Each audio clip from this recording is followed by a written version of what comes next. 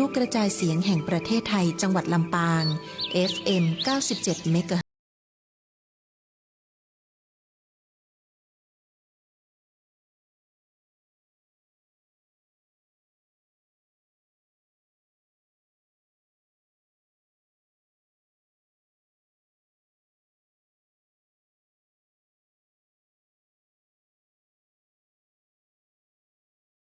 ์ปานาติปาตาเวรมณีอทินนาทานาเวรมณีกาเมมุสาสุราเม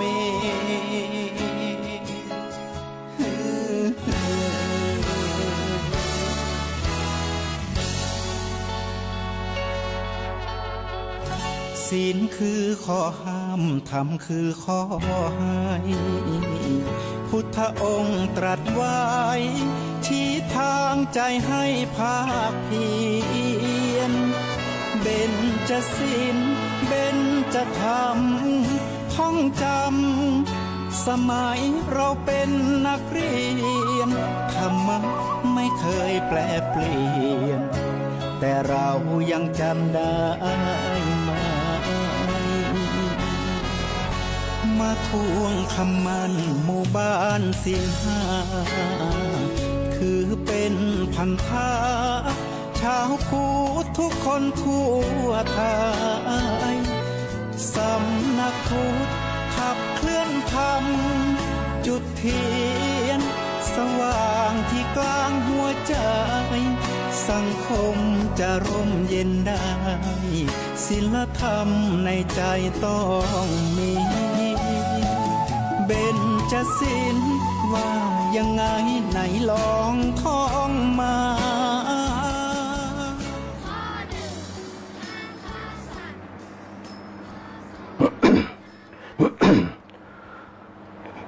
ท่านพุทธเจ้าได้ไขกำจานะคนเฮาเกิดมามีบ่วงอย่าได้ไปหลงนะลงไปในห่วงมันเป็นกลหลวงบอกชัดตัณหาฮักบุตรเหมือนซุปเจือกมัดนะหวันโพเกี่ยวปันคอตัณหาฮักทรัพย์เหมือนเจือกสายปอนะผูกหวันปันคอมัดสองศอกแปรตัณหาฮักผัวฮักเมียนะตุกเสียแต่แลเหมือนเจือกเล็กกังแข็งไว้สามบ่วงตัณหามีมาแต่ไทยนะหากละเสียใดถึงดีเมื่อดับจิตจากพรากไปเมืองผีวิญญาณชีวีใสสีเปล่งแจ้งใสสีเปล่งแจ้งก็ขอเจริญพรขอบคุณกับกำข่าวจากปนานเตจานะตั้งละปูนนะเพื่อเปิดฝากมาในเรื่องของบวงสามบวงนะที่เป็นคำข่าวนะกำปืนเมืองปันเฮาก็ขอเจริญพรกับคณะสัตยาติโยมผู้ฟังทุกคนทุกท่านนะในรายการธรรมะยามเจ้าตังสอทรปาก FM 97 เมกะเฮิรตซ์แล้วก็ขอกราบนมัสการพระสงฆ์องค์ข้าเจ้าพระเถรานุเถระหลวงพ่อเจ้าหน้าจังหวัดหลวงพ่อรองเจ้าหน้าจังหวัดหลวงพ่อเจ้าหน้าอำเภอหลวงพ่อรองเจ้าหน้าอำเภอหลวงพ่อเจ้าหน้าตำบลและหลวงพ่อเจ้าวาดพระสงฆ์องค์ข้าเจ้าพระเนรเทศน้อยทุกรูปทุกตนที่จะได้รวบรวมปังเป็นบารมีธรรมเพื่อแผ่กับคณะสัตยาติโยมทั้งหลายในช่วงตอนเจ้านี่นะเพื่อให้เกิดบารมีธรรมรวมกันในลักษณะของการประกอบการบรรยายธรรมในช่วงตอนเจ้าบอกว่าจะเป็นพระสงฆ์องค์ข้าเจ้าที่ได้เสียสละเวลามาบรรยายธรรมกับคณะสัตยาติโยมทั้งหลาย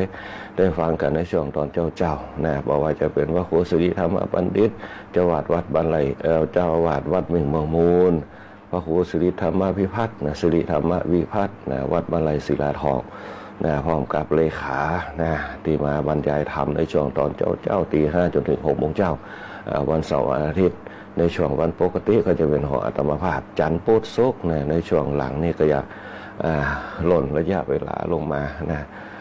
ในช่วงภารกิจต่างๆนะบอกว่าจะเป็นงานการงานต่างๆนะตึงวัดตึงโรงเรียนนะตึงงานสังคมทั่วไป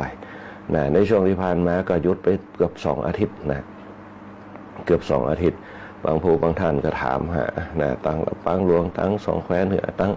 มอนหินแก้วตั้งก็คานะ ก็ถามมาเพราะว่าช่วงที่ผ่านมาก็เปิ้นฮ้องว่าสถานีย่อยเจอสถานีย่อยเข้ามาก็คือการเจ็บเป็นป่วยไข้ก็บ่นึกบ่ฝันว่าจะเป็นนักขนาดนี้เพราะว่าทุกครั้งก็จะป้องกันตัวได้อย่างดีนะในเรื่องของเป็นหวัดเป็นไอนะโดยเฉพาะไข้หวัดใหญ่นะบ่ฮู้ว่าจะเป็นไข้หวัดใหญ่หรือว่าโควิดก็เขาก็บ่ฮู้ในยุคปัจจุบันนะอาการก็จะติดกันมานะตั้งแต่วันสอบนักธรรมนะวันแรกนะสอบนักธรรมวันแรกมาปุ๊บก็เริ่มจะมีอาการนะเจ็บเนื้อเจ็บตัวเสียงแหบเสียงแห้งนะหรือน้ำลายบ่ได้หลังจากนั้นมาปุ๊บก็เริ่มยุบไข้นะเป็นไข้เป็นหนาวเป็นสั่นขึ้นมานะก็บ่เคยเป็นจีสักเตือนหนึ่งนะเขามานึกถึงสภาพร่างกายปุ๊บเนี่ยก็เหมือนกับว่าในยามเป็นละอ่อนเป็นหนุ่มเนี่ยเขาอดทนได้เจ็บไข้ได้ป่วยต่างๆนะอาบน้ำก็ยังได้อยู่นะแต่ว่าเดี๋ยวมันจี้น้ำก็ตึงบ่ได้นะเจ็บนะเพราะว่าเป็นไข้หวัดใหญ่หรือว่าไข้หวัดธรรมดาก็บ่ฮู้นะก็ซื้อยามากินกันนะบรรเทากันไปนะใส่เสื้อผ้าอุ่นๆคือมันเหงื่อมันออกนะแล้วก็กินยาแก้อักเสบเข้าไปนะกินยาลดไข้นะลดไข้หวัดนะกินยาแก้อักเสบไปซื้อยาแก้ไอมากินนะในช่วงนี้ก็ยังมีไอเล็กๆน้อยๆอยู่นะอันนี้ก็ถือว่าเป็นห้องว่าไว้ที่เป็นห้องว่าไว้ที่อ่อนแอนะโดยเพราะฉะนั้นคนเฒ่าแก่เขาต้องระมัดระวังนะเรื่องเป็นเจ็บไข้ได้ป่วยต่างๆนะต้องระมัดระวังกันนะพอเป็นขึ้นมาแล้วปุ๊บมันบ่เหมือนย้ำหนุ่มนะร่างกายมันเป็นห้องว่าร่างกายมันต้านทานได้แต่ว่าอายุนักปุ๊บมันต้านทานยากนะเจ็บเป็นป่วยไข้ต่างๆนะภูมิต้านทานต่างๆนะมันก็อยากเป็นห้องว่าสถานีย่อยเกิดแก่เจ็บตายนะความเจ็บเป็นเรื่องธรรมดาเป็นสถานีย่อยแต่เราจะต้องหาวิธีป้องกันบ่ให้มันเป็นนักนะต้องรักษาสุขภาพดีโดยเฉพาะเขาก็ต้องพ่ายแพ้กับธรรมชาติเหมือนกันนะอากาศเปลี่ยนแปลงจากฝนไปหนาวจากหนาวมาร้อนบึดฝนบึดหนาวนะมันก็สะสมกันมาสุดท้ายแล้วปุ๊บวันไหนที่เขาอ่อนแอปุ๊บวันนั้นแหละเชื้อโรคต่างๆที่มันสะสมเอาไว้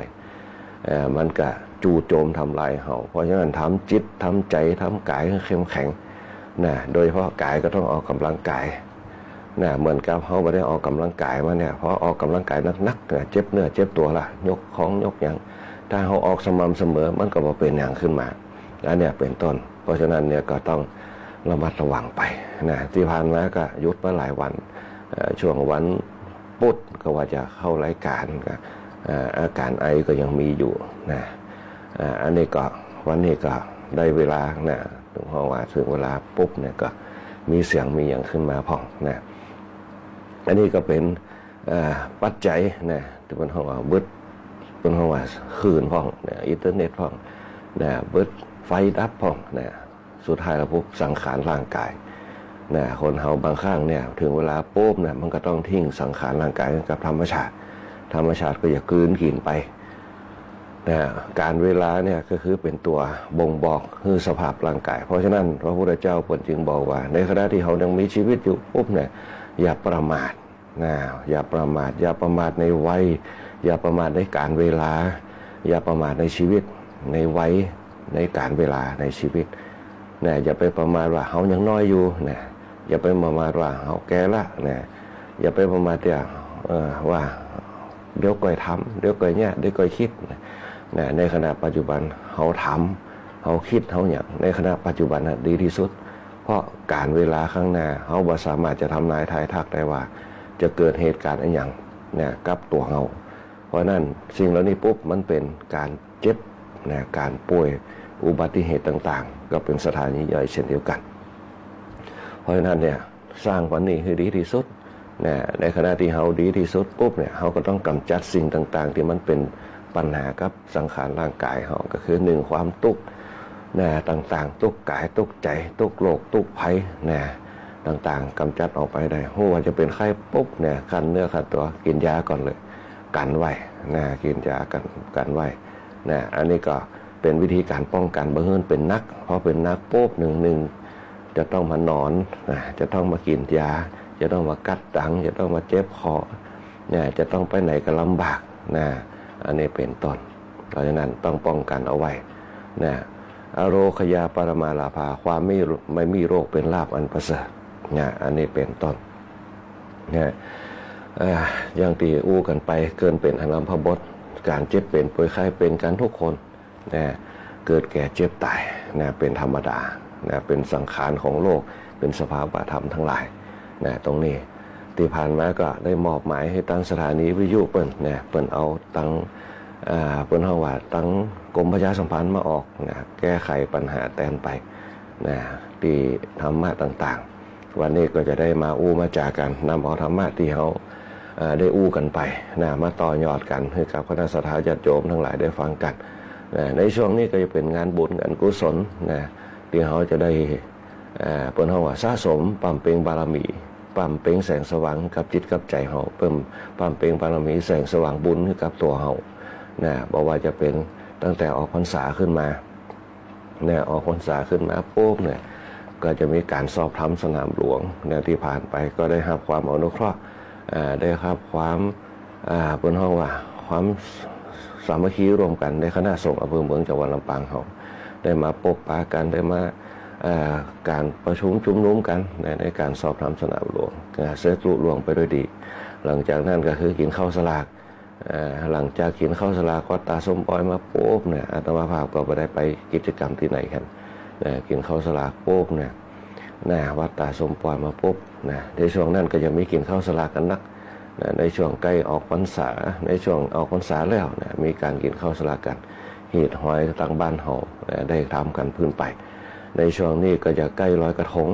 ก่อนลอยกระทงก็ยังมีกฐินในวัดวาอารามต่างๆก็ยังมีงานทอดกฐินกันเนี่ยคือคณะสัตยาญาติโยมได้เสาะแสวงหาบุญเสาะแสวงหาบุญตรงนี้ก็คือเปิ้นเฮาว่าสิ่งที่มันเป็นสิริมงคลเสริมเติมแต่งพลังภายในจะเติมเต็มภายในเหมือนกับเฮากินน้ำแล้วอิ่มก็บ่ใจเป็นลักษณะคือความอิ่มเอิบความเบิกบานการเติมเต็มชีวิตให้มันผ่องใสโดยที่เฮาสามารถที่จะรู้ได้สัจจิตตปริโยปัสสัจจิตตปริโยธาปนังทำจิตใจของตนให้ผ่องใสในทางบุญต่างๆอย่างคือมันแสวงบุญไปบุญตรงนั้นเนี่ยเหมือนกับพยับแดดเหมือนกับรัศมีเหมือนกับออร่าที่อยู่ในตัวเฮาคนที่มีบุญจะไปไหนก็ยิ้มได้เมื่อภัยมาไม่โศกาเมื่อทุกข์มีแต่คนที่มีบุญจะมีความสุขอยู่ตลอดเวลาแม้จะทำจะพูดจะคิดก็มีความสุขแม้จะเจอความทุกข์เข้ามารบกวนจิตใจก็สามารถมีสติยับยั้งได้ในความเปลี่ยนไปแห่งโลกทั้งหลายว่าความทุกข์เกิดมาจากอะไรอย่างเกิดมาจากเวทนาความทุกข์เกิดมาจากเวทนาเกิดมาจากความคิดของเขาที่เขาคิดขึ้นมานั่นเองเมื่อเขาคิดเป็นทุกข์เวทนาก็ย่อมเกิดความเร่าร้อนทั้งหลายความเร่าร้อนกับความคิดผสมผสานกันก็ยังให้ความทุกข์มันเกิดทุกข์หนักทุกข์น้อยขึ้นอยู่เจตคติของเขาที่เขาไปคิดเพราะฉะนั้นความทุกข์เนี่ยมันเป็นธรรมดาเป็นสังขารเป็นปัจจัยแห่งโลกถ้าเขากำจัดความทุกข์ออกไปได้ปุ๊บเขาก็จะเกิดความสุขความเบาสบายความโล่งปลอดโปร่งโล่งสบายตรงนี้เป็นต้นวิธีการกำจัดความทุกข์คือทำจิตใจของตนให้ผ่องใสให้ได้แล้วก็ให้เป็นมาตรฐานให้มันเป็นนิสัยถ้าความผ่องใสมันเกิดปุ๊บความสดใสก็จะตามมาความสดใสก็จะตามมาคือความปลอดโปร่งโล่งสบายอย่างก็มีความสุขทำอย่างก็มีความสุขคิดอย่างก็มีความสุขอู้อย่างก็มีความสุขนั่นแหละคือทางแห่งบุญบุญเนี่ยอย่างเขาเนี่ยตัดห่วงนอกสำรอกห่วงในตัดห่วงนอกก็คือปัจจัยต่างๆที่อยู่ภายนอกเขาบอกว่าจะเป็นเปื้อนบอกว่าจะเป็นปี้บอกว่าจะเป็นน้องบอกว่าจะเป็นพ่อเป็นแม่เปิ้นเฮาว่าตัดห่วงนอกได้จะคือเป็นไปตามธรรมชาติพ่อก็คือพ่อแม่ก็คือแม่ลูกก็คือลูกเป็นไปตามปัจจัยบ่ยึดมั่นบ่ถือมั่นพอเติบใหญ่ขึ้นมาปุ๊บก็ปล่อยไปตามวิถีชีวิตของเขานี่แหละคือการปล่อยวางตัดห่วงนอกสำรอกห่วงในปุ๊บไม่แต่สังขารเขาก็เช่นเดียวกันถึงเวลาปุ๊บเขาก็ต้องละสังขารเอาไว้บนโลกนี่เป็นดินไปเป็นขี้เต่าไปแต่สิ่งที่เขาจะไปเกิดทุกคนต้องเกิดทุกมนุษย์ทุกจิตต้องเกิดเพราะตราบใดก็ตามที่อยู่ในวัฏจักรวงเวียนวัฏจักรวงเวียนกรรมวัฏสงสารก็ต้องกลับมาเกิดขึ้นอยู่ว่าเขาจะเกิดมาเป็นอะไรอย่างเกิดไปในทุกขติเกิดไปในสุขติสุขติก็คือทางแห่งความสุขทุกขติทางแห่งความทุกข์ทุกข์ก็คือทุกขวินิบาตต่างๆนุริยภูมิทั้งหลายทุติยภูมิทั้งหลายนรกเปรตอสุรกายสัตว์เดรัจฉานจิตเขาเคยต้องไปวนเปลี่ยนตรงนั้นแล้วกลับมาเกิดแถม คนเฮาที่โชคดีมาปุ๊บเนี่ยได้สร้างแห่งสุคติเอาไว้ ก็จะใกล้เปิดเป็นมนุษย์เป็นเทวดาทางแห่งมนุษย์เทวดาคือสุคติภูมิคือสวรรค์ทางแห่งสัตว์นรกทั้งหลายเปรตอสุรกายคือทุกขติภูมิไปแล้วคือลำบากไปเสวยวัฏจักรตรงนั้นแล้วถึงจะกลับมาเกิดเป็นมนุษย์เป็นเทวดาขึ้นมาก็ต้องไปเสวยตรงนั้นในช่วงระยะเวลาหนึ่งกี่กับกี่กันนี่เฮาฮู้ละขึ้นอยู่กับทางแห่งการสร้างเราเพราะฉะนั้นเนี่ยการดำเนินชีวิตเฮาเนี่ยเปิ้นบอกว่าอย่าประมาทพระพุทธเจ้าว่าจะมันสร้างความดีเอาไว้เมื่อเฮาฮู้ถึงว่าความทุกข์มันเป็นปัจจัยภายหน้าตาเห็นรูปจมูกดมกลิ่นปากลิ้มรสมือได้สัมผัสเมื่อเฮาสัมผัสเฮายินดีกับมันเฮาก็บ่มีปัญหาแต่เฮาหลงกับมันปุ๊บเนี่ยมันก็ยังเฮาตกขึ้นมาได้ความหลงความโลภต่างๆมันขึ้นมาวนเวียนเพราะฉะนั้นเนี่ยต้องตัดสิ่งเหล่านี้ไปได้ถือว่าเป็นธรรมดาเนี่ยเป็นเรื่องธรรมดาไปเฮาก็แยกให้เฮาโปร่งได้เพราะนั้นทางที่จะแยกให้เฮาโปร่งได้คือทางแห่งการสร้างความดีทั้งหลายเขาเรียกว่ากุศลมีอยู่3ประการเป็นบันไดที่เนี่ยเฮาเนี่ยสะสมพลังภายในเนี่ยเฮาปลดปลงปล่อยวางเห็นทุกอย่างเป็นธรรมดาได้ลดละปล่อยวางอันนี้ก็คือเป็นคำว่าศีลทานภาวนาเพราะศีลทานภาวนาเกิดในจิตในใจของปุ๊บความว่าสะอาดมันก็จะเกิดขึ้นคำว่าสว่างมันก็จะเกิดขึ้นคำว่าสงบมันก็จะเกิดสะอาดสว่างสงบสะอาดก็คือสะอาดภายในของเขาสะอาดพอมันสะอาดปุ๊บมันก็โล่งปลอดโปร่งโล่งสบายเนี่ยมันเบาขึ้นมาได้อันนี้คือความสะอาดเมื่อจิตใจสะอาดปุ๊บมันก็บ่มกมุ่นมันก็บ่คิดหนักมันก็ไปหลุ่มหลง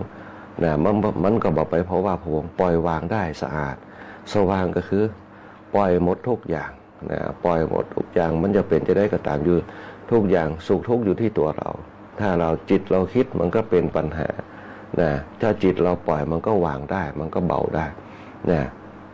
เป็นห้องสว่างกับพอมันสว่างปุ๊บมันก็โล่งมันก็กว้างมันก็ยังคือสดใสมองทางใดก็ได้ซ้ายก็ได้ขวาก็ได้ทางหน้าก็ได้ข้างหลังก็ได้เป็นห้องว่าสว่างทั้งข้างหน้าทั้งข้างหลังทั้งข้างนอกทั้งข้างในทั้งข้างบนทั้งข้างล่างสะอาดสว่างเขาสว่างปุ๊บมันเหมือนกับเขาอาบน้ำมันโล่งอกโล่งใจมันสว่างเหมือนเขาทำความดีปุ๊บเขาสบายใจเขาอิ่มอกอิ่มใจเนี่ยคือสว่างสุดท้ายแล้วปุ๊บในความสงบเสงี่ยมสำรวมสงบเสงี่ยมความสงบเสงี่ยมพอสงบจิตสงบใจเสงี่ยมตัวอกเสงี่ยมใจสำรวมกายสำรวมใจทุกอย่าง3ตัวรวมกันปุ๊บเป็นบุญกิริยาวัตถุ3ประการอย่างคือเขามีอานิสงส์พออานิสงส์มันสะสมปุ๊บถามว่าอานิสงส์จะสะสมได้นักถึงกระสอบก็มาใจอานิสงส์มันก็เริ่มสะสมปีที่น้อยจนเขาติดเป็นนิสัยสะสมที่น้อยเกิดความยินดีกับการสะสมตรงนั้นการปล่อยวางตรงนั้นมันก็ย่าเขาเกิดความสุขได้สะสมมาปุ๊บพอทำเป็นนิสัยปุ๊บมันก็ย่าคือเขาปล่อยวางได้ทุกอย่างมันเป็นไปตามเหตุตามปัจจัยเขาก็พูดถึงเหตุถึงปัจจัยพูดถึงเหตุถึงผลอย่างต่างๆมันก็ย่าคือจิตเขาสดใสน่าขึ้นพอสดใสน่าขึ้นปุ๊บเป็นกี่ห้องว่าสิ่งที่ทำให้เราเนี่ยมองการไกลเขาเรียกว่าทัศนวิสัยหรือว่าวิสัยทัศน์เกิดขึ้นวิสัยทัศน์จะเกิดขึ้นได้ก็ขึ้นอยู่กับเขาสำเร็จมาจากศีลทานภาวนาเนี่ยเขาพัฒนาศีลสมาธิปัญญาเพราะศีลสมาธิปัญญามันเกิดปุ๊บทัศนวิสัยทัศน์เจตคติการมองโลกมันก็จะดีขึ้นในเรื่องของปัญญาศีลสมาธิปัญญาเพราะศีลสมาธิปัญญาปุ๊บเนี่ยมันพัฒนาชีวิตตัวเก่าให้อยู่กับตัวกับตนได้จากนั้นไปปุ๊บเนี่ยมันก็พัฒนาความเป็นภายในของเขาในจิตของเขามองถึงจิตของเขาว่าตอนนี้จิตเขาต้องการอะไรเนี่ยต้องการความสุขที่ถาวรคืออะไรความสุขที่ถาวรคือความสุขที่บ่ต้องมีอย่างที่จะต้องเข้ามาเก็บในจิตของเขาเป็นห้องว่าสมถะวิปัสสนาความสงบความสว่างสมถะคือความสงบวิปัสสนาคือความสว่างตรงนี้สว่างด้วยปัญญาปัญญาที่ทำให้เกิดความสงบความสุขทั้งหลายทั้ง2อย่างถ้าอยู่ในจิตของตัวเก่าแล้วปุ๊บเนี่ยความดับทุกข์ทั้งหลายบอกว่าทุกข์กายทุกข์ใจทุกข์อย่างอื่นมันก็บ่สามารถเข้ามากำกายได้ความทุกข์ตรงนั้นจะแก้ปัญหาด้วยปัญญาของเราเองตามหลักธรรมทั้ง3ประการตรงนี้เขาเรียกว่าทั้ง3ประการนี้เป็นว่ามรรคมีองค์8ถ้ารวบรวมกันขึ้นมาได้คณะสัตยาญาติโยมทั้งหลายเพราะฉะนั้นเนี่ยโครงสร้างตรงนี้เนี่ยถ้าเขาสามารถนำเอามาเป็นแนวทาง ชีวิตของเขาได้ปุ๊บเนี่ยการพัฒนาชีวิตของเขาเนี่ยจะสร้างพลังของเขาแหมเยอะนะพลังภายในโดยเฉพาะสังคมมนุษย์เขาทั้งหลายที่อยู่รวมกันบนโลกมนุษย์นี่โดยเฉพาะปัญหาในยุคปัจจุบันไม่ว่าจะเป็นปัญหาเรื่องการอยู่การกินการครองชีพนะอย่างต่างๆนั้นไปด้วยกันหมดตราบใดก็ตามถ้าเขาดำเนินชีวิตตามทำนองของธรรมมันก็จะทำให้เกิดความสุขในการดำเนินชีวิตของเขานะคราวก่อนได้อู้ไปถึงเรื่องของการสร้างพลังนะสร้างพลังภายในโดยหลักการที่ห้องว่างบนห้องว่างพละห้าพละห้ากับอินทรีย์ห้าพละห้าเนี่ยเป็นการสร้างพฤติกรรมเป็นการสร้างแนวปฏิบัติคือพละห้ามีอย่างพ้องคือความเชื่อมั่นความเพียรความระลึกความกึดใดแล้วก็ความตั้งมั่นแล้วก็การแก้ปัญญาการพิจารณาถึงเหตุปัจจัยต่างๆพละห้ากำลังห้าอย่างเนี่ยต้องบนห้องว่าต้องนำเอามาเป็นหลักปฏิบัติในการดำเนินชีวิตหลังจากเขามีโครงสร้างในเรื่องศีลทานภาวนาศีลสมาธิปัญญาสมถะวิปัสสนาแล้วปุ๊บเนี่ยเขาจะต้องสร้างความเชื่อมั่นในสิ่งเหล่านี้คือกับตัวเขาทั้งหลายเนี่ยคือเกิดพลังความเชื่อมั่นพลังความเชื่อมั่นเนี่ยจะเนี่ยคือจิตเขาเข้มแข็งใจเขาแข็งแรงจิตเข้มแข็งใจแข็งแรงเมื่อจิตเข้มแข็งใจแข็งแรงมันก็เหมือนใจดวงเดียวจิตดวงเดียวที่อยู่ในกายของเราความเชื่อมั่นทุกอย่างความเชื่อมั่นมันเกิดปุ๊บเขาสำเร็จทุกอย่างคนเขาเนี่ยมีความเชื่อมั่นในการสร้างฐานะตัวเก่าจากคนที่มีพื้นฐานในความทุกข์มาก่อนมีความเชื่อมั่นในตัวเก่าเขาจะต้องเก็บเงินเขาจะต้องสะสมเขาจะต้องทำงานเขาจะต้องเรียนรู้ให้เกิดการศึกษาสูงๆเพื่ออนาคตข้างหน้านั่นแหละคือความเชื่อนั้นพอทำไปปุ๊บความเชื่อตรงนั้นมันเกิดผลเฮียนมาก็มีความรู้ออกไปทำการทำงานได้มีเงินเดือนกิจมันที่หาทำการงานปุ๊บมันก็มีเงินทองขึ้นมามันที่หาทำการงานมันก็มีสิ่งต่างๆเข้าของเงินทองสะสมขึ้นมาได้นี่คือความเชื่อเขาจึงประสบความสำเร็จเพราะน้องแกที่เปิ่นทำให้ทำสวนทำนะจนพออายุเท่าอายุแกนะพ่อเปิ่นมีความเชื่อมั่นในตัวกว่าเราต้องทำได้เขาต้องทำได้ทำไปทุกวันเขาจะทำวันเดียวก็เสร็จทำไปตามกำลังเขาอ่อนแอเขาก็พักผ่อนทำไปเจ้ามาไปเอาหน้าเข้าผ่องเกี่ยวเข้าผ่องเนี่ยใกล้จะเกี่ยวเข้าเริ่มออกห่วงกันเอาหญ้าเข้าผ่องเนี่ยปลูกเข้าปลูกนะเดี๋ยวก็ตีเข้าเนี่ยตีเข้าเอาเข้าไปใส่ถุใส่หยังมีความเชื่อมั่นตรงนี้ทำไปวันนี้ทำได้ตึกได้2ให้3ให้พวกเอาไม้แหม2ให้3ให้มี10ให้วันละ3ให้3วันก็แล้วอันนี้คือการตั้งเป้าหมายคือความเชื่อมั่นเขาทำไปทุกวันทำจนเป็นกิจวัตรความเชื่อมั่นตรงนี้ทำให้เกิดเป็นอุปนิสัยทำให้เกิดเป็นกิจวัตรทำให้มันเป็นปฏิทินชีวิตตัวเก่ามันก็เกิดความคงตัวความคงที่กับสังขารร่างกายเขาเหมือนกับคณะสัตยาญาติโยมทำการทำงานเจ้ามาไปทำการมาทำทุกวันจนเกิดเป็นนิสัยจนเกิดเป็นพฤติกรรมบางคนจะหยุดงานก็กึดเติงหางานอยู่เพราะมีความเชื่อมั่นในการทำงานบางคนกลัวจะลากงานได้ปุ๊บต้องกึดทำอยู่บ่ได้ก็บ่ม่วนต้องไปแยกการบางคนก็เพียวบ้านพ่องบ่มีแห้งบ่มีหยังเพียวบ้านเพียวจองไปสร้างความเชื่อมั่นในตัวเก่าศรัทธาคือความเชื่อมั่นพอทำตรงนั้นปุ๊บมันก็เป็นอุปนิสัยปุ๊บมันก็เป็นพฤติกรรมทำทุกวันมันเป็นกิจวัตรมันมีความเชื่อมั่นตรงนั้นทำแล้วปุ๊บมันเกิดอย่างขึ้นมาบ้านหมดบ้านใหม่ทำการทำงานเป็นพฤติกรรมแต่ละวันมันก็ผ่านไปความเชื่อในขณะที่เราทำบางคนย้อนกลับไปปุ๊บเขาทำงานมาได้เป็น10-20 ปีย้อนพิจารณาใจปัญญาให้เขาได้อย่างของได้บ้านได้รถได้ส่งลูกเรียนได้เงินทองมาใจก็เพราะความเชื่อมั่นที่เราทำมาความเชื่อมั่นตรงนั้นแหละมันจะเนี่ยเขาประสบความสำเร็จประสบความสำเร็จในเป้าหมายต่างๆอันนี้เป็นห้องว่าความเชื่อมั่นภายนอกที่เขามีอยู่แต่ความเชื่อมั่นที่มันฝังอยู่เป็นอุปนิสัยเป็นห้องความเชื่อมั่นภายในในอินทรีย์ของเขาทำจะเป็นนิสัยเหมือนเขาจะทำอย่างสักอย่างพวกเกิดความเชื่อมั่นในตัวเก่าเขาตั้งใจทำมันจะมีพลังเขาพอทำไปมันเริ่มเบื่อเริ่มหน่ายขึ้นมาเขาก็ใส่อินทรีย์5คือความเชื่อในพลังจิตของเขาก็ทำไปตามนั้นบ่ทำกับผู้จะแย่อย่างกินเอาก็มีความผิดตรงนี้ศรัทธาพละกำลังความเชื่อมั่นกำลังความคิดอันที่2คือกำลังการกระทำสุดท้ายปุ๊บพลังภายในเนี่ยความเชื่อมั่นจนเป็นอุปนิสัยที่เกิดขึ้น เนี่ยเป็นพฤติกรรมเขาบางคนก็ทำงานตรงนี้นะเปิดร้านก็เปิดร้านมาตลอดจนเฒ่าจนแก่จนให้ลูกให้หลานสืบไปนั่นแหละคือความเชื่อมั่นนะจนในสุดเป้าหมายชีวิตของตัวเก่าขึ้นอย่างบางคนลูกหลานไปเรียนหนังสือมาบ่ได้ทำการทำงานตามเป้าหมายที่เรียนมาก็มีจนต้องมาทำงานสืบแทนเฮาไปอันนั่นแหละคือความเชื่อมั่นเปิ้นว่าทำงานแบบสืบต่อกันเนี่ยคือศรัทธาความเชื่อมั่นเนี่ยพละห้ากับอินทรีย์ห้ามันจะเป็นตัวนึงกันแล้วก็เนี่ยคือเกิดอิทธิบาทสีคุณเครื่องความสำเร็จเนี่ยคือสมมาประธานสีเกิดขึ้นมาตัวเนี่ยเกิดความเปิ้นว่าธุรกิจในครอบครัวเนี่ยเกิดขึ้นมาถ้าเป็นสังคมทั้งโลกเนี่ยศรัทธาคือความเชื่อมั่นถามว่าตรงเนี้ยมันจะเกิดพลังภายในอย่างขึ้นมาพอปุ๊บเกิดขึ้นมาสูงจนเป็นอุปนิสัยจนเกิดเป็นสันดานได้ปุ๊บเนี่ยมันจะเกิดโพธิปัจขิยธรรม37ประการเป้าหมายในการดำเนินชีวิตเขามีพื้นฐานอย่างดีคณะสัตยาญาติโยมทั้งหลายการดำเนินชีวิตคนไทยพุทธเขาเนี่ยมีพื้นฐานที่ดีมากโดยเฉพาะศีลทานภาวนาศีลสมาธิปัญญาสมถะวิปัสสนาเนี่ยทำจนเป็นอุปนิสัยเนี่ยคนเฒ่าแก่เขาเนี่ยเป็นถึงทำให้เป็น10กว่าให้ได้ด้วยตัวเก่าด้วยครอบครัวเนี่ย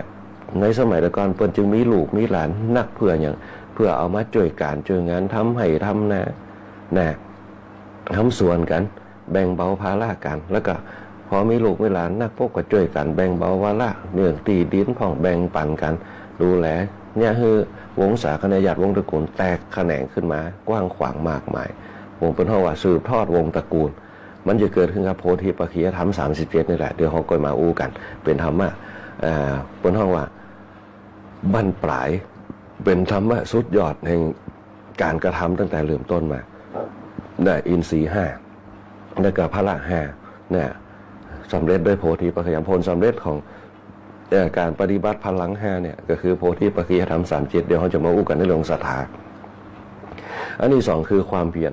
เนี่ยความเพียรที่เขาอู้กันไปคือพละคือความเพียรแน่นอนว่าคำว่าพละ5เนี่ยกำลัง5อย่างความเพียรเนี่ยถือว่าเป็น2รองไขคนเขาประสบความสำเร็จในการดำเนินชีวิตได้มีฐานะมีเงินมีทองแปลงบ้านแปลงจองซื้อรถซื้อตีซื้ออย่างมีเงินกับตัวเก่าได้เพราะความเพียร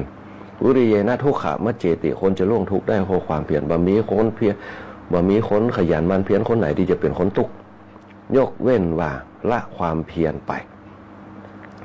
นะพอเพียรมาอย่างที่ปุ๊บเนี่ยเกิดเปลี่ยนใจนะโอ้บ่ไหวอ่ะมันบ่าโรยสักเตียมันบ่าไปตั้งนานสักเตียมีความเพียรอยู่ในตัวละเปลี่ยนสายงานพอเปลี่ยนสายงานมันก็เริ่มต้นใหม่พอเปลี่ยนสายงานก็เริ่มต้นใหม่เพราะฉะนั้นความเพียรตรงนี้เนี่ยจึงมีหลักธรรมเสริมขึ้นมาก็คือนะวิริยินทรีย์เนี่ยใส่ใจความเพียรเข้าไปลึกๆพยายามขึ้นไปแห่งขั้นหนึ่งก็คืออินทรีย์คือความเพียรคนเขาถ้ามีอินทรีย์คือความเพียรมันเหมือนกับเขาขึ้นเก้าไม้อะไปถึงตัดกลางปุ๊บโอ้จะขึ้นไปก็อิดจะลงไปก็เสียดายนะอันนี้เป็นต้นเขาใส่วิริยินทรีย์เข้าไปพลังความเพียรเพิ่มเข้าไปครับเนี่ยบางคนอาจจะมีทุนมาตั้งแต่กำเนิดเนี่ยโชคดีมีทุนมาตั้งแต่กำเนิดมีทุนทรัพย์เอาไว้มีทุนสนับสนุนเอาไว้ตั้งแต่กำเนิดกระโจกดีหน่อยไปหลอดแต่บางคนแบบมีทุนเลยต้องหิหาคนเดียวก่อร่างสร้างแปลงด้วยมือตัวเก่าเนี่ยเพราะฉะนั้นความวิริยะเนี่ยความเพียรตรงเนี่ยเพียรภายในโดยเพียรภายนอกก็คือเพียรพละภายนอกการกระทำต่างๆบางคนขยันมันเพียรแต่บางครั้งในจิตใจเริ่มอ่อนล้านะเริ่มอ่อนล้าคนเฮามันจะมีท้อแท้อยู่ในช่วงหนึ่งเมื่อปัญหาบางครั้งจักหน้าไปถึงหลังนะอันนี้เป็นต้นเพราะฉะนั้นเนี่ยพระพุทธเจ้าพูดอย่างว่าความเพียรตรงนี้อย่าไปละเด็ดขาดพยายามทำไปจนเป็นนิสัยทำไปนะมันเหมือนกับคนเขาจบสายงานจบช่าง นะจบช่างแล้วมาทำงานบัญชีมันคนละเรื่องทำได้แต่ว่ามันไปบัดสุดยอดเนี่ยถ้าจบช่างมาปุ๊บเนี่ยมันก็ไปตามงานช่างมันจะได้คล่องเฮียนอย่างมากก็ต้องไปตามนั้นมันจึงจะได้คล่องมันต้องได้คิดอย่างนั้นเหมือนกับความเพียรเนี่ยถ้าเขาปั๊มเพียรไปจนถึงเป้าหมายที่เขามีอยู่เนี่ยศรัทธามันมีความเชื่อมั่นอยู่แล้วความเพียรภายนอกมีแล้วความเพียรภายในความเพียรภายนอกคือการกระทำความเพียรภายในคือพลังแห่งความคิดเนี่ยพลังแห่งการคิดเนี่ยพอมันไปกู้กันปุ๊บมันผลักดันขึ้นมาความสำเร็จความละเอียดอ่อนมันก็จะเกิดขึ้นเนี่ยเป้าหมายเป็นห้องสัมมาประธาน4คล้ายๆครับอิทธิบาท4เหมือนกันนะสัมมาประธาน4ก็จะเกิดขึ้นมาเนี่ยสัมมาประธาน4เนี่ยคุณเครื่องความสำเร็จมันก็จะทรงอยู่ไปหาขั้นตอนหนึ่งนะขั้นตอนหนึ่งพอถึงขั้นตอน ปุ๊บเนี่ยความเพียรมันมีเมื่อคนเฮามันมีความเชื่อมั่นมันมีความเพียรทั้งภายนอกแล้วก็ภายในความสำเร็จมันจึงเกิดขึ้นมาเนี่ยสังเกตพอยังไงคณะสัทธาญาติโยมหลายถ้าเขาอยากจะได้รถเนี่ยถ้าเขาไปทุจริตในการทำงานอย่างต่างๆมันก็ขี้ข้านขึ้นมาแต่ถ้าเขาขยันมันเพียรในการทำงานทำงานปุ๊บเนี่ยมันก็เนี่ยเขาขยันมันเพียรก็มีเงินมีทองเก็บขึ้นมาเนี่ยเปิ้นเฮาว่าสร้างความเพียรขึ้นมามันก็สำเร็จขึ้นมาเพราะสำเร็จขึ้นมาปุ๊บเนี่ยมันมีฐานะตำแหน่งขึ้นมาปุ๊บเขาก็จะคิดว่าอ๋อเพราะเขาขยันมันเพียรเขามีความเชื่อมั่นในตัวเก่าสร้างพลังความเชื่อมั่นจนประสบความสำเร็จขึ้นมาเพราะอย่างเพราะสติของเขาเนี่ยที่เขาพยายามประคับประคองเนี่ยคือทำมาจนประสบความสำเร็จขึ้นมาเนี่ยเปิ้นว่าสติคือความระลึกได้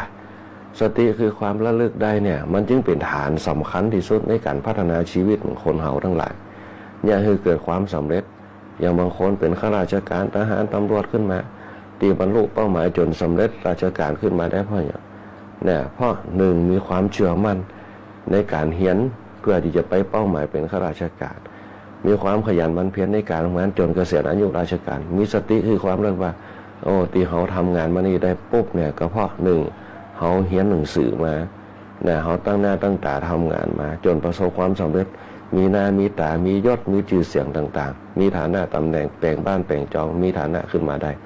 จากพื้นฐานเขาก็ไม่ใช่คนร่ำคนรวยเนี่ยเพราะมีความศรัทธาในการเรียนในการสร้างฐานะในการขยันหมั่นเพียรเนี่ยเขาระลึกได้เนี่ยเป็นของสติคือความระลึกได้เพราะฉะนั้นเนี่ยสติจึงเป็นฐานที่มั่นในการดำเนินชีวิตสติเนี่ยจะพัฒนาช่วงวัยของคนเขาในช่องว่างระหว่างวัยเนี่ยเปิ้นห้องว่าในช่วงวัยเนี่ยคนเขาจะเป็นมีช่วงวัยอยู่2ช่วงด้วยกันช่วงวัยการดำเนินชีวิตมีอยู่3ช่วงเนี่ยช่วงวัยการดำเนินชีวิตช่วงวัยบริหารชีวิตมีอยู่2ช่วงเนี่ยช่วงวัยการดำเนินชีวิตมีอยู่3ช่วง1วัยละอ่อน2วัยกลางคน3วัยชราเนี่ยเปิ้นห้องว่าการดำเนินชีวิตเนี่ยการบริหารชีวิตมีอยู่2ช่วง1วัยหนุ่มกับวัยชราวัยหนุ่มเขาจะต้องบริหารให้ดีๆในขณะที่เขาทำงานอยู่เขาต้องขยันเอาไว้พอแก่ตัวลงมามันทำอย่างจะลำบากยกอย่างก็บ่ไหวคิดอย่างก็จะไปไหนก็ลำบากเริ่มเชื่องช้าขึ้นมาตามวัยขึ้นตามวัยนะเพราะฉะนั้นเนี่ยเขาต้องบริหารให้ดีๆนะบริหารภายนอกเนี่ยก็คือบริหารยามหนุ่มบริหารภายในคือหลังจากอายุ60คนเขาบนบอกว่ามีอายุ120ปี120ปีก็คือ1กับนะ120ปีก็คือ1กับ1รอบเนี่ยที่เขาเคยฮู้กันมา120ปีถ้าบริหารให้ดีปุ๊บมันจะกึ่งกลาง60พอดี60เกษียณอายุราชการเห็น60ปีเนี่ยเขาจะอยู่ไปถึงตรงนั้นได้ก็มันขึ้นอยู่กับเขาบริหารภายในบริหารภายนอกคือออกกำลังกายการกินการอยู่การพัฒนาร่างกายบางเรื่องมันเก็บเป็นป่วยไข้บางเรื่องบั่นทอนแต่มันเป็นไปได้ยากเนี่ยคนเฮาเนี่ยมันจะมีสถานีย่อยคือตัวบั่นทอนโรคภัยไข้เจ็บต่างๆมันจะเป็นตัวบั่นทอนขึ้นอยู่กับการกินเนี่ยการบริโภคอุปโภคต่างๆเนี่ยการดำเนินชีวิตเฮาเนี่ยถ้าเฮาบริโภคตามธรรมชาติมันก็มีความยั่งยืนขึ้นมาได้เพราะนั้นเขาจะเห็นคนเฒ่าแก่ในยุคสมัยแต่ก่อนเนี่ย120ปีนี่หายากในสมัยพุทธกาลนางวิสาขา150ปีเนี่ย150ปีลดหย่อนลงมาติ๊กๆแล้ว120ปีพัฒนา120ปีมาจากการกินบางครั้งมันสะสมขึ้นมากินมันนักก็บ่ได้กินกะทินักก็บ่ได้กินอาหารข้างคืนก็บ่ได้ต้องกินอาหารยังเป็นพืชพันธุ์ธัญญาหารน้ำพริกผักลวกป้องอย่างเป็นต้นตามธรรมชาติเหมือนในกินจีนเตือนหนึ่งเนี่ยกินผักคนเฮาบริโภคผักป่งอย่างหน้านี่ก็จะเป็นผักเป็นไม้ต่างๆอันเนี้ยคนเฮาการพัฒนาชีวิตในช่วงวัยพอแก่ตัวลงมาปุ๊บสังเกตพอเขากินอย่างนักบ่ใครได้กินอย่างนักก็ย่างคือต้องอืดผ่องย่างคือเพลียผ่องใครรับใครนอนผ่องเป็นต้นยามหนุ่มๆด้วยกินของนักเพื่อให้เพิ่มพลังแข็งแรงบางคนกินจีนกินอย่างเพื่อเพิ่มโปรตีนไปออกแข็งนักร่างกายเผาผลาญได้ดีแต่พอแก่ตัวลงมาปุ๊บการเผาผลาญมันก็เริ่มลดถอยลงไปกินอย่างปุ๊บก็ย่อยยากเพราะนั้นจึงบอกคือว่า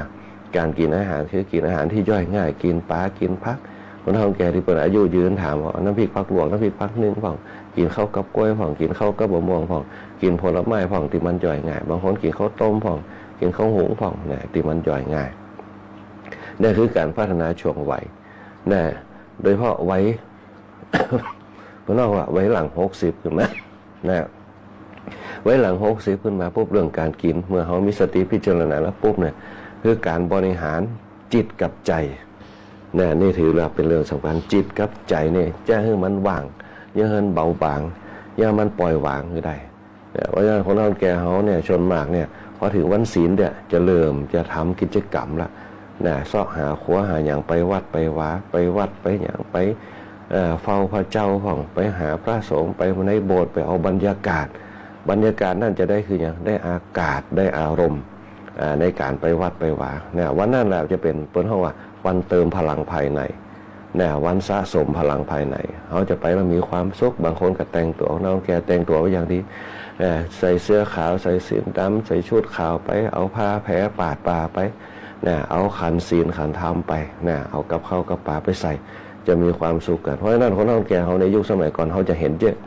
นะเขาจะเห็นเยอะกันเขาก่อนไปงานกินข้าวสลากวัดตาสมปอยคนเฒ่าแก่ก็เยอะเหมือนกันนะเห็นคนเฒ่าแก่เยอะทำกินทำตานกันเยอะมากเนี่ยเพิ่นทำบุญทำทานไปตั้งแม่ท่าก็เช่นเดียวกันคนเฒ่าแก่เขาจะเยอะนะ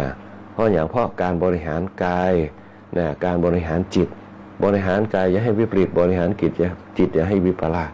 นะถ้าจิตมันสั่นไปปุ๊บมันก็ยังเอาซับซ้อนวุ่นวายเพราะฉะนั้นถึงเวลาไว้ที่เขาจะต้องปล่อยว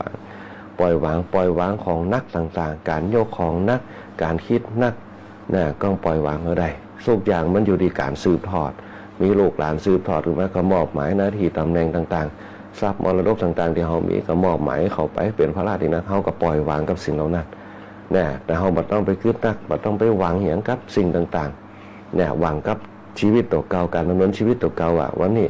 เขาจะอยากจะได้ให้ชีวิตเขาอย่างยืดร่างกายเขาแข็งแรงบ่มีโรคภัยไข้เจ็บเข้ามาเบียดเบียนพระพุทธเจ้าก็เปิดกระสอนว่าอย่าประมาทในความคิดอย่าประมาทในการกระทำนะความคิดนะพอแก่ตัวมาต้องปลงต้องปล่อยต้องวาง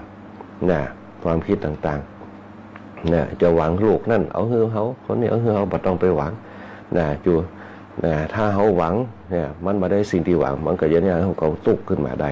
แต่เพราะฉะนั้นทำไปปล่อยวางไปเป็นตามเรื่องตามแล้วเขาก็อยู่ตามภาษาเขานะกินข้าวกินน้ำนะหา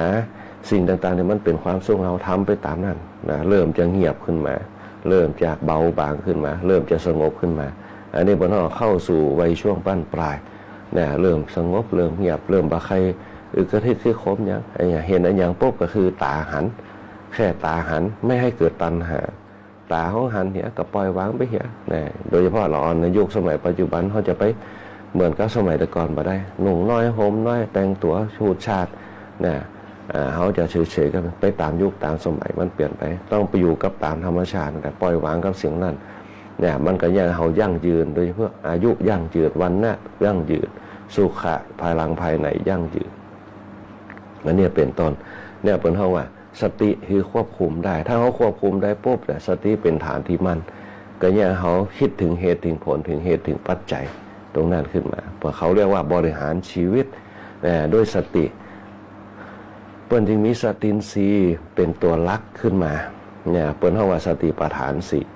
เนี่ยสติปัฏฐานสี่เป็นหัวใจขั้นกลางในเรื่องของอินทรีย์5พละ5เลยเนี่ยถ้าคนเขามีอินทรีย์ทรงตัวในเรื่องของสติได้ปุ๊บเนี่ยมันจะรู้จักความดีที่ทำนะเขาจะรู้จักความดีอันอย่างที่มันเป็นความดีอันอย่างที่มันเป็นกุศลอันนี้อันอย่างที่มันเป็นบุญอันอย่างที่มันเป็นบารมีส่วนมากคนเฒ่าแก่เขาจะคิดในทันทีแต่เพียงแต่ว่าเขาบ่ได้รู้ถึงหลักการนั้นว่าตรงนี้แหละคือสตินทรีย์เนี่ยคืออินทรีย์คือความระลึกได้ระลึกในเรื่องเนี่ยจะได้ก็ได้บ่เฮินเป็นตุกเนี่ยจะได้ก็ได้ให้มันมีความสุขเขาเรียกว่าสตินทรี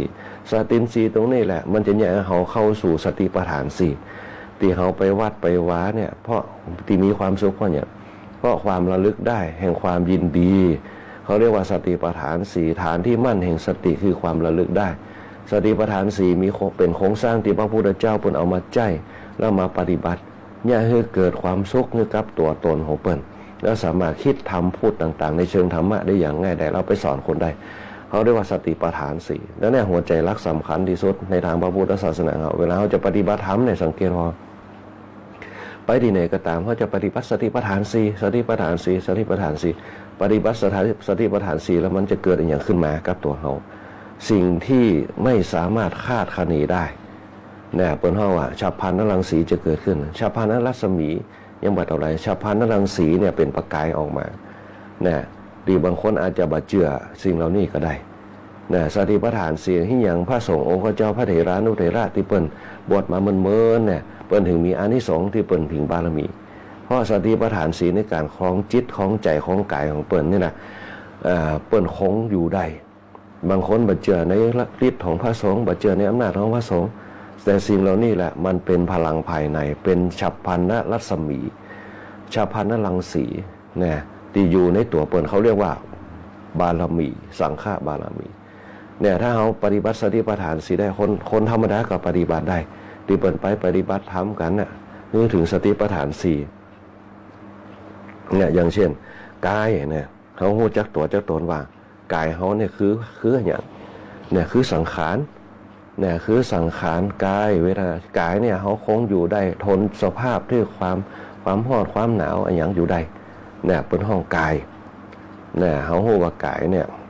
ตัวตนที่มันเป็นอยู่เขาจะต้องดูแลตัวตนเขาให้ดีกายต้องฮู้จักกายเนี่ยเขาจะเนี่ยอย่างเขาจะทำอย่างต้องมีเป้าหมายเนี่ยทำพูดคิดต่างๆเขาเป็นไผเนี่ยอันนี้ขึ้นมาลึกขึ้นมาเขาเป็นไผเขาเป็นมนุษย์ผู้ประเสริฐต้องการสร้างความสุขกับตัวเก่าเนี่ยอันนี้กายรู้จักกายเนี่ยเขาเป็นพ่อเขาเป็นแม่เขาเป็นพี่เขาเป็นน้องเขาเป็นพุทธศาสนิกชนเขาเป็นผู้ต้องการความสุขอันนี้คือรู้จักกายนะต้องการความสุขก็คือสร้างกุศลเนี่ยบนห้องว่าอย่าง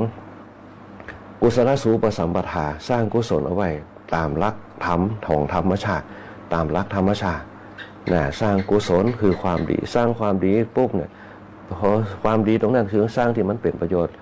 ตรงนั้นคืออย่างประโยชน์ก็คือความถูกใจของเขาที่เขาได้ทำไปมันจึงเกิดกุศลขึ้นมาเกิดความดีขึ้นมาพอทำแล้วเขามีความสุขเหมือนกับเขาอยากกินข้าวแล้วเขากินข้าวไปปุ๊บถามว่าเขาอิ่มแล้วเขาสบายเขาสบายเขามีความสุขได้กินของล้ำๆได้อิ่มต้องเนี่ยอันนี้ลักษณะเดียวกันพลังภายในมันเหมือนกับการกินก็จริงมันเป็นของยามเป็นของละเอียดเมื่อเขาได้ทำปุ๊บเขาอิ่มใจเนี่ยเหมือนกับเขาทำอย่างสักอย่างในวันนี้เขาตั้งเป้าหมายแล้วประสบความสำเร็จนี่แหละเป็นห้องว่าสร้างความดีแต่ละวันเอาไว้วันนี้เขาจะสร้างความดีขึ้นอย่างเขาจะใส่บาตรกับพระเจ้าเขาจะดูแลแมวของเขาที่อยู่ที่บ้านดูแลหมาของเขาคือมันมีความสุขคือมันดีกับเขากะเอามาบางคนเขาหอมแก้มหมาผ่องเกิดความยินดีเนี่ยความสุขตรงนั้นก็เกิดขึ้นมาแล้วเขาจะดูแลต้นไม้ก็เขาเห็นต้นไม้ที่มันมีฝุ่นติดใบที่อย่างเขาผ้ามาเจ็ดมันอย่างกวาดบ้านถูบ้านที่มันรกเขาเกิดความสุขขึ้นมานั่นแหละเกิดความเป็นกุศลนั่นคือประโยชน์ก็คือกุศลคือความดีที่ทำแล้วพบเกิดความสุขนั้นเกิดขึ้นอย่างเกิดปีติคือความอิ่มใจตรงนั้นคือความอิ่มอกอิ่มใจเกิดบารมีขึ้นมาบารมีตรงนั้นแหละคือฉับพลันนรัศมีนะบารมีปีติตรงนั้นคือฉับพลันนรังสีเกิดขึ้นมาเนี่ยเขาเนี่ยขึ้นมาพวกความอิ่มใจเปิดทางวิทยาศาสตร์เพิ่นว่าสร้างเอโดฟินสร้างความสุขขึ้นมาความสุขตรงนั้นแหละมันจะก่อเกิดขึ้นมาเขาสร้างทีน้อยความเศร้าโศกเศร้าสร้างเขาหวยความทุกข์กายทุกข์ใจมันก็จะบ่มีเพราะเขากำจัดออกไปได้ด้วยความสุขตรงนี้นี่แหละคือสติปัฏฐาน4ข้อแรกที่พระพุทธเจ้าเพิ่นสรรเสริญเอาไว้เอามาปฏิบัติเป็นกรรมฐานรู้จักตัวตนนะกายคือกายในกายถ้าเรารู้จักได้เนี่ยคือกายานุปัสสนาเป็นวิปัสสนาเป็นสติปัฏฐานข้อแรกกายเวทนารู้จักความห้อนต่างๆรู้จักปัญหาต่างๆรู้จักสิ่งที่มันเป็นความทุกข์ว่าทุกข์ใหญ่จะเกิดขึ้นมาเพราะเวทนาตรงนี้เป็นตัวตั้งตาเราเห็นถ้าเฮาป้อใจมันก็เวทนาสุขเวทนาตาเฮาเห็นถ้าเฮาป้อใจก็ทุกขเวทนาน่ะเวทนาความร้อนเพราะเวทนามันเกิดความร้อนน่ะมันก็เนี่ยความทุกข์เกิดคือตัณหาคือความอยากโทสะคือปทุสลายนะโมหะคือความหลงมันจะเข้ามาหลุมเท่านี้เวทนาตรงนั้นแหละกำจัดออกไปให้ได้เหมือนกับเขานั่งสมาธิอยู่เวทนามันเกิดตรงไหนนั่งเหมือนบ่ฮู้ว่าผลมันจะเกิดขึ้นจะได้ในการนั่งสมาธิพอคนนั่งสมาธิไปเหมือนเกิดความนิ่งความสงบความสุขเนี่ยปัญญามันผ่องใสเนี่ยคนมีสมาธิคนมีสติระลึกได้อยู่กับตัวกับตนได้กายมันรู้จักตัวตนได้เวทนาเนี่ยที่มันเกิดขึ้นมาปุ๊บเวลาคนปฏิบัติธรรมกรรมฐานสังเกตพอคณะสัตยาติโยมทั้งหลายคนเขาจะกำหนดเวทนาน่ะปวดหนอเป็นเหน็บหนอหิวหนอเห็นหนอรู้หนอเนี่ย ผลผ่านปฏิบัติกรรมฐานจะต้องรู้ตรงนี้นั่นแหละคือการวิธีสร้างกำจัดเวทนาถ้าเขาจะโอ้ง่ายๆคือเนี่ยคือมันปล่อยไปเนี่ยคือมันลืมไปเพราะมันลืมไปปุ๊บมันก็เวทนาก็จะบ่าไปคือเขาเอาจิตไปจับที่เวทนามันก็ยังเป็นเน็บเป็นชาทิกๆมันก็เกิดความรำคาญความฟุ้งซ่านมันเกิดขึ้นมาความหงุดหงิดมันก็เกิดขึ้นมาแต่ถ้าเขาปล่อยไปตามนั้นเฉยเหมือนกับเขาทำตรงนี้ได้กำจัดเวทนาได้ปุ๊บเนี่ยคนอื่นจะว่าจะได้เขาก็ตามดินท้าว่าไล่เขาได้เขาเฉยๆกับสิ่งนั้นมันก็จะทอดกลับไปเหมือนกับกระจกส่องไปเขาบ่ได้ยินดียินให้กับสิ่งที่มันเป็นความทุกข์ทั้งหลายเหมือนกับพระพุทธเจ้าเนี่ยโดนนางมาขันธิยาว่าฮือเนี่ยมานางมาขันธิยาว่าฮือที่ดีมันทำไล่ครับโดนว่าโดนพระเทวทัตว่าฮือครับว่าพระพุทธเจ้าเป็นคนหลงโลกอย่างสปาสเปียพระพุทธเจ้าก็เฉยๆกับสิ่งนั้นบ่เอาปัญหาบ่เอาสิ่งเวทนาตรงนั้นเข้ามาใส่จิตของเราเก่าเฉยๆก็มีแต่ยิ้มอย่างเดียวโอ้น่าสงสารนะเนี่ยความคิดมีจะอีเนี่ยนั่นคือความเร่าร้อนเกิดขึ้นแล้วตัวเวทนาเกิดขึ้นมาปุ๊บอะไรความทุกข์ก็เกิดขึ้นพอความทุกข์เกิดขึ้นโมหะคือความหลงพระเทวทัตก็เลยหลงตัวเก่าเนี่ยในฐานะที่ว่ามาเขาด่าไปได้ว่าไปได้ปุ๊บมันกับติดเป็นนิสัยเหมือนกับนางจินจมานวิกาเนี่ยตีถูกแผ่นดินสูบเนี่ยเป็นต้นอันเนี้ยเป็นห้องว่าสิ่งเหล่านี้ปุ๊บเนี่ยพระพุทธเจ้าเปิ่นบ่เอามาใส่จิตใส่ใจเปิ่นห้องว่าเวทนาถ้ากำจัดได้ปุ๊บเวทนากายถ้ากำจัดออกไปได้มันจะทำให้เวทนาจิตของเขาเนี่ยมันสามารถที่จะเข้ามากำกาได้ทุกอย่างเป็นไปตามธรรมดามันเป็นเช่นนี้เองตถาตามันเป็นเช่นนี้เองเนี่ยอันนี้คือสติปัฏฐาน4โครงสร้างแห่งการสร้างสตินทรีย์สติภละเนี่ยให้เขามีภูมิต้านทานที่ดีสามารถมุ่งไปสู่ความสำเร็จนะเขาจะทำการทำงานอย่างก็ตามถ้าสติเขาดีปุ๊บมันจะกำจัดสิ่งต่างๆบางคนบอกว่าเนี่ยอันนี้ดีทำนั่นดีนะทำธุรกิจนั่นดีนะแต่เขาบาหลงไปเขาไปตามแนวทางที่เขาตั้งไว้ตั้งแต่แรกคือสัตทินรีความเชื่อมั่นในตัวเราว่าเราจะประกอบธุรกิจตรงนี้ให้ประสบความสำเร็จให้ได้ความภาคเพียรเป็นตัวขับเคลื่อนของเขามีสติในการควบคุมบาหลงไปตั้งใดสติตรงนี้สำคัญมากจะเนี่ยคือเจริญหรือว่าพินาศไปก็อยู่กับสติของเขาถ้าเขาอยากเจริญคือต้องใช้สติในการพิจารณาถึงสติปัฏฐาน4กายเวทนาจิตธรรมทั้ง3ข้อเนี่ยจะเนี่ยชีวิตเขาเจริญรุ่งเรืองธุรกิจเจริญรุ่งเรืองขึ้นมาได้สติปัฏฐาน4จะต้องประกอบไปด้วยกายเวทนาจะพูดจักตัวตนว่าเขาทำมาอย่างอยู่ตรงเนี้ยเขาทำมาถึงขนาดนี้แล้วพวกเขาจะท้อถอยได้ใจสติปัฏฐาน4นี่คือกายเวทนาปัญหามันมีทุกข์จอมยากเหมือนกับบางคนทำธุรกิจมาเจอโควิดปัญหาเวทนาเนี่ยเข้ามากำกายเหมือนกับธุรกิจในยุคปัจจุบันเนี่ยถึงจะแจกเงินไม่เท่าใดก็เป็นปัญหาเท่าเดิมเวทนามันเกิดละเพราะอย่างเพราะข้าวยากหมากแพงถึงจะมีเงินจ่ายมาแต่ข้าวกินมันกับแป้งอยู่มันบ่ลดลงกินกับแป้งพักกับแป้งเข้ากับแป้งมันบ่ได้ลดลงตามนั้นเวทนามันเกิดพอเวทนามันเกิดปุ๊บเนี่ยเขาก็ต้องทำจิตละตั้งมั่นกับสิ่งนั้นต้องใช้วิธีประหยัดกายเวทนามันเกิดเนี่ยจิตตื้อต้องตั้งมั่นมันตามเหตุตามปัจจัยตรงนั้นตื้อตั้งมั่นคือใดพอจิตมันตั้งมั่นเขาจะเนี่ยจะได้ให้จิตมันตั้งมั่นแล้วมันผ่องใสเกิดปัญญาจิตตั้งทันตั้งสู่ขาวหังจิตที่ฝึกดีแล้วนำความสุขมาให้เมื่อจิตเขาตั้งมั่นปุ๊บเมื่อมันเขาอยากมางแพ้ปุ๊บเขาก็ลดเพดานลงมาเขาก็หากินที่มันถูกขึ้นมาปลูกพืชปลูกพักหาพักทำกิจวัตรบางคนเนี่ยบนห้องว่ามันบ่มีสติปัฏฐาน4มันก็เลยเป็นปัญหาของตัวลองกะว่านี่จะกินอะไรอย่างนี้บ่ฮู้จะกินอะไรอย่างสติปัฏฐานมันบ่อยู่กับตัวละโดยเฉพาะจิตมันบ่อยู่กับตัวพอจิตมันบ่อยู่กับตัวปุ๊บเนี่ยมันก็เนี่ยเขาสับสนในการดำเนินชีวิตพอมันดำเนินชีวิตขึ้นมาจิตมันสับสนปุ๊บกินอะไรอย่างก็ได้ที่มันเนี่ยคือชีวิตเขาไปตามนั้นบัดติดในเรื่องของการกินวันนี้อาจจะแกงหลายอย่างอาจจะแกงบางคนอาจจะกาดแกงน้องวิโสมของแกงผักลาบของพืชพักธัญญาหารต่างๆโดยเฉพาะเราอ่อนยุคใหม่ทำเป็นละสังเกตพอไงคณะสัตยาติโยมเราอ่อนยุคใหม่แกงผักลาก็ไปจ้างแกงผักเซี่ยวก็ไปจ้างแกงน้องไม้ก็ไปจ้างซื้ออย่างเดียวพอซื้ออย่างเดียวปุ๊บเขาบ่สามารถจะรู้ได้ว่าสิ่งเหล่านั้นเนี่ยมันจะถูกใจเขาถูกปากเขาก่อนบ่ฮู้เพิ่นจะใส่อย่างลงไปพองผงชูรสหน้ากะเขาก็บ่ฮู้เพราะฉะนั้นเนี่ยเขาจะต้องตั้งมั่นต้องมีจิตที่ตั้งมั่นพอจิตที่ตั้งมั่นปุ๊บเนี่ยมันเกิดเนี่ยเขาคิดเป็น ทำเป็นพูดเป็นเมื่อจิตมันตั้งมั่นนะมันจะโค้งสิ่งต่างๆเนี่ยที่เขาตั้งเป้าหมายเอาไว้นะตั้งแต่เริ่มต้นมาเพื่อเกิดองค์รวมเนี่ยเกิดเป็นพลังขับเคลื่อนเขามุ่งไปสู่เป้าหมายนะโดนห้องว่าจิตนะตั้งจิตให้ดีๆจิตถือว่าเป็นห้องเครื่องสำคัญที่สุดนะเป็นห้องว่าสติปัฏฐานสี่สุดท้ายแล้วปุ๊บเนี่ยปัญญามันก็จะเกิดละธรรมชาติทุกอย่างเปลี่ยนไปตามเหตุตามปัจจัยต้องรู้ตามเหตุตามอย่างเมื่อมันเป็นเช่นนี้เองปุ๊บเนี่ยเขาหาวิธีแก้ไขละเนี่ยหาวิธีแก้ไขเป็นธรรมชาติไปตามยุคตามสมัยเนี่ยเขาอยากมากแพงเนี่ยเขาก็ต้องลดเพดานในเรื่องของการกินการอยู่การครองชีพลงมาเนี่ยการเก็บการแบ่งกินแบ่งเก็บเนี่ยอันเนี้ยเขาต้องพิจารณาเป็นต้นโดยเฉพาะการซื้อการยั้งการผ่อนการยั้งก็ต้องลดเพดานลงไปแต่ตรงนี้บางครั้งอยู่มาอย่างอุดมสมบูรณ์อย่างดีเนี่ยพอมาผ่อนนั่นผ่อนนี่ปุ๊บเนี่ยเกิดปัญหาเนี่ยอีนาทานังทุกขังโลเกความการเป็นหนี้เป็นทุกข์อย่างยิ่งเพราะนั่นทางที่ดีที่สุดปุ๊บเนี่ยบาคือเป็นหนี้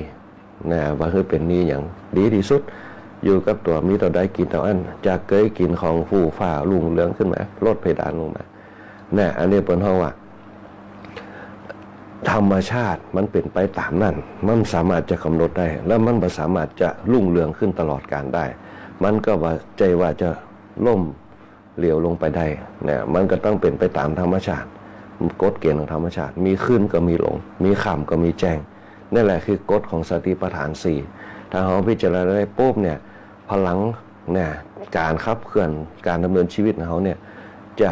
แก้ไขปัญหาทุกสิ่งทุกอย่างได้โดยสติปัฏฐานสี่แล้วปัญญามันเกิดขึ้นมาเขาเรียกว่าอภิญญาหก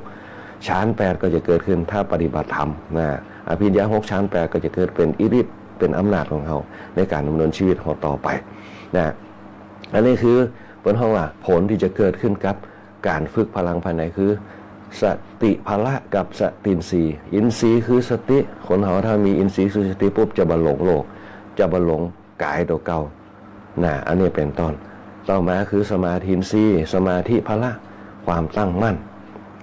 ความตั้งมั่นเนี่ยมันจะเนี่ยคือเป้าหมายเขาประสบความสำเร็จคณะสัตยาญาติโยมทั้งหลายความตั้งมั่นความตั้งใจเนี่ยเขาประสบความสำเร็จอาตมาอยากจะนึกภาพแบบคนเฒ่าแก่เขาในยุคสมัยก่อนเวลาเพิ่นเนี่ยให้เนี่ยส่วนที่อย่างเปิ้นปลูกเข้าเป็นน้าเป็น10ๆรายได้เกี่ยวเข้าน้าเป็น10รายได้โดยบ่มีรถไถเกี่ยวอย่างเดียวเกี่ยวกันต่อมือซ้ายมือกันเนี่ยเพราะเปิ้นมีเป้าหมายเปิ้นมีกระแสจิตที่ดีเปิ้นมีความภาคเพียรที่ดีเปิ้นมีการดำเนินชีวิตที่ดี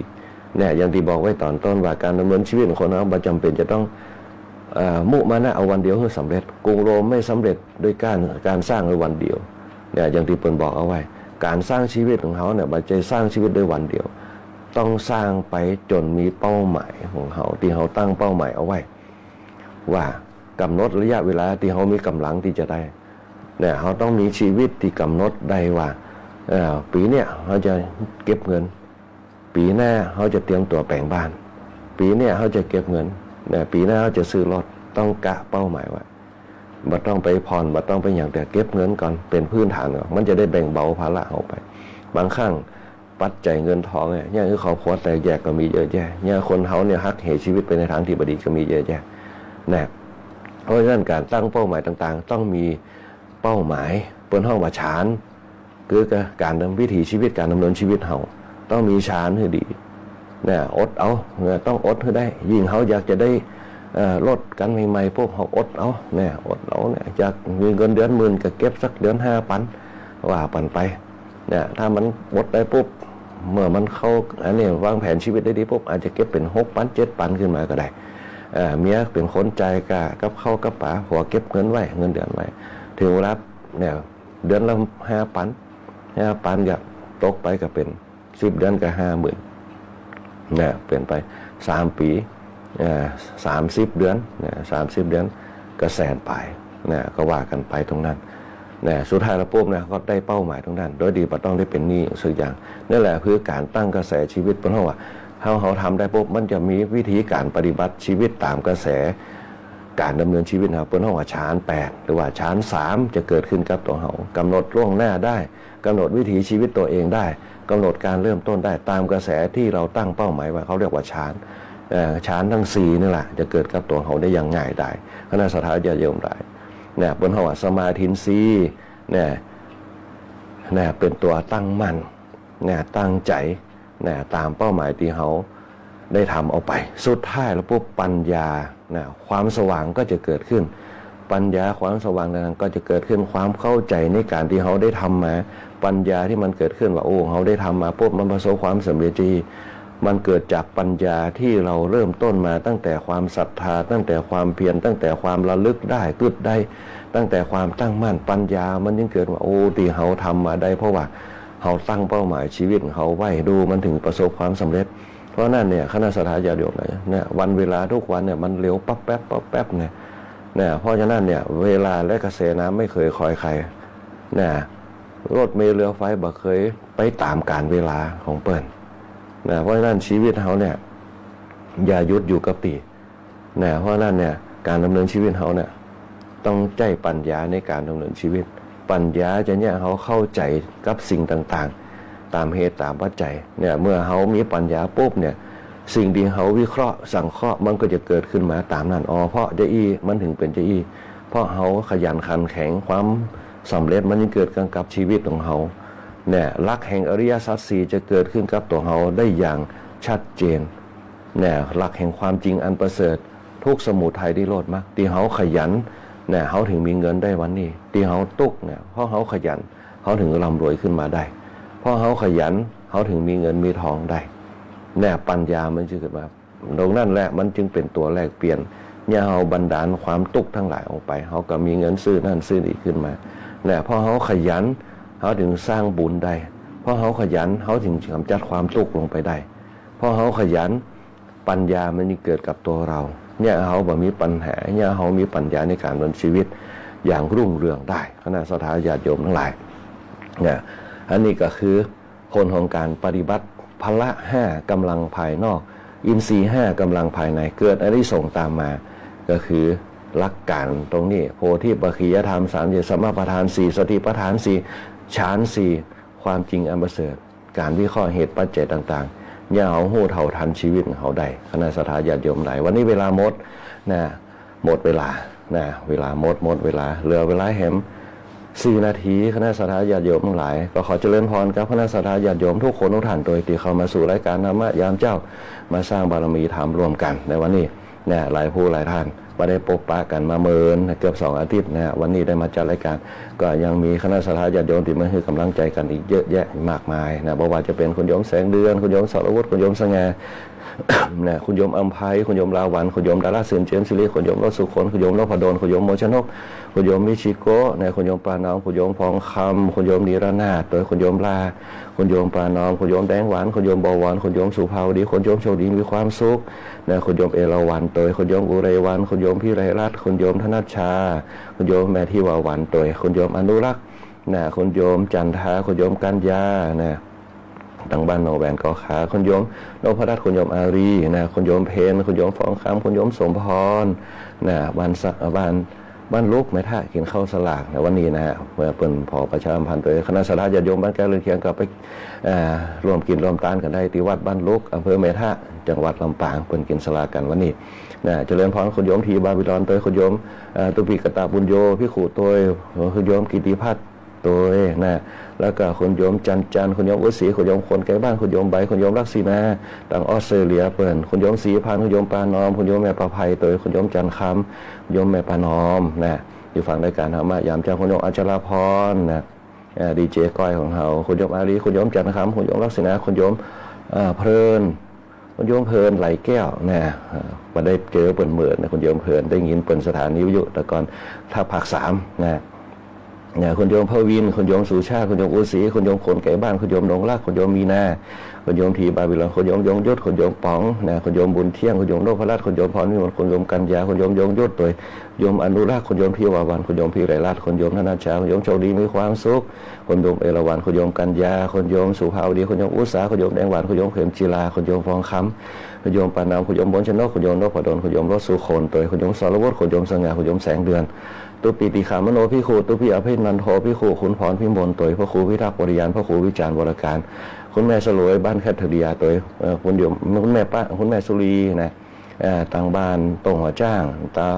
ตำบลบ้านไรศิลาทองพระครูพรธรรมชัยตัวนะที่ฟังรายการธรรมะยำยาตาเลยป้าติ๋มตัวต่างบ้านกำแพงเมืองคณะสัตยาญาติโยมวัดประตูต้นพึ่งคณะสัตยาญาติโยมต่าง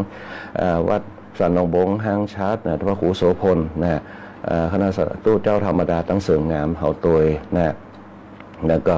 คณะสัตยาญาติโยมคุณแม่ปินเพชรตัวต่างบ้านบ่อนหินแก้วนะก็ขานะต่างบ้านศาสตร์บ้านต่อตัวที่ฟังรายการธรรมะยามเจ้าอยู่นะก็ขอความสุขความเจริญจงมีแต่คณะสัตยาญาติโยมทั้งหลายขอคือคณะสัตยาญาติโยมทุกคนทุกท่านจงมีแต่ความสุขความเจริญมีอายุวันนะสุขะพละปฏิภาณนาสารสมบัติหิมากล้าคืนกล้าแม่นคายมันมีความสุขในชีวิตทั้งครอบครัวทุกคนทุกท่านอาตมาภาพพระครูบุญปริยัติยากรพร้อมกับช่างควบคุมภาพควบคุมเสียงช่างแหลมเพชรนันตาแสงขอเจริญพรลาคณะสัตยาญาติโยมเอาไว้แต่เพียงเท่านี้โอกาสหน้าก็มาพบปะกันใหม่วันนี้ก็ขอเจริญพร